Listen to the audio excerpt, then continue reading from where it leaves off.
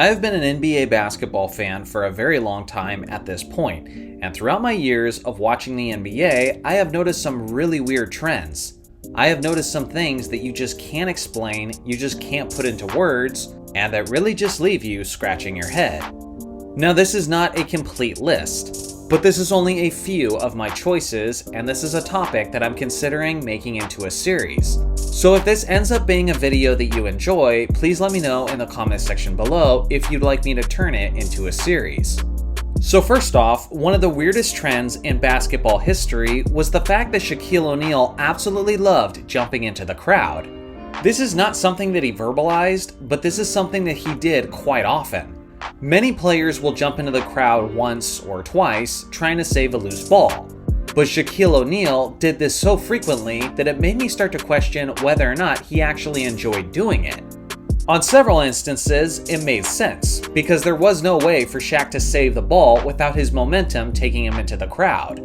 But on many instances, it looked like Shaq had plenty of time to stop his momentum, but chose not to, either because he was trying to be comical, or he wants to appear as a hustle player, who knows. But this was something that Shaq did all the time, and considering the fact that he's 7 foot 1 inches tall and weighed around 350 pounds, it was quite dangerous and borderline irresponsible. Still, it gave us some hilarious moments, like when the Phoenix bench absolutely cleared out when they saw him approaching.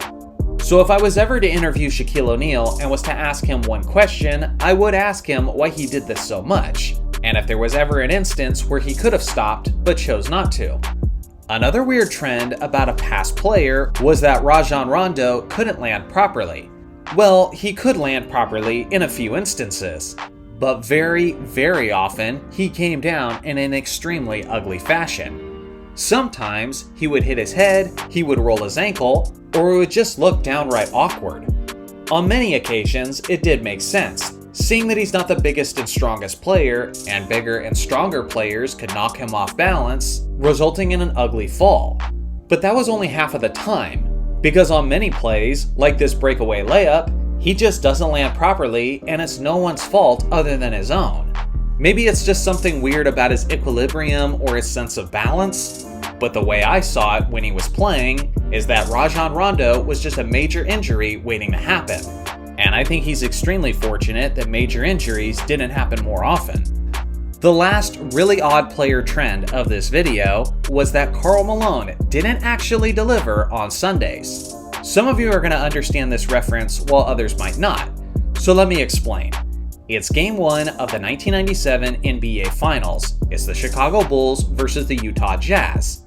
This is a highly anticipated matchup, and one of the big talking points heading into this series was that Karl Malone was given the regular season MVP award when it probably should have gone to Michael Jordan. Well, this game went down to the final moments, and in a one-possession game, Karl Malone is at the free throw line and proceeds to miss both clutch time free throws. Then on the other end, Michael Jordan makes the game-winning buzzer beater.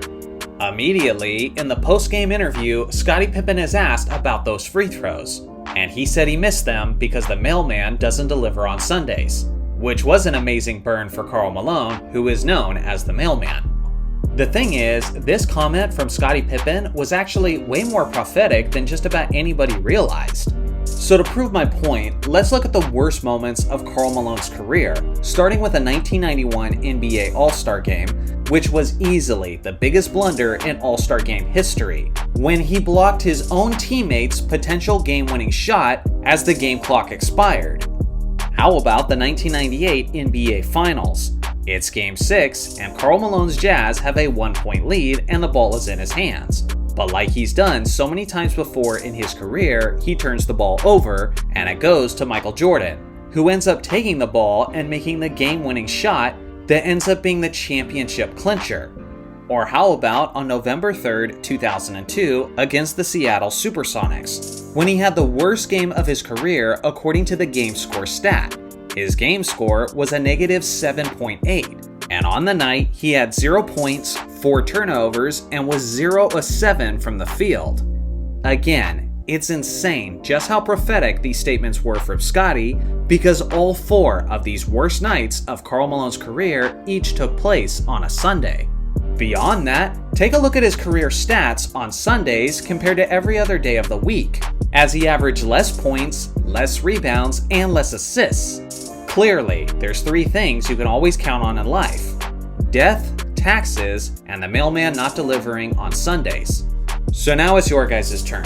What are some other weird trends in NBA history? And is this a topic that you'd like to see turned into a series? I look forward to hearing your thoughts in the comment section below.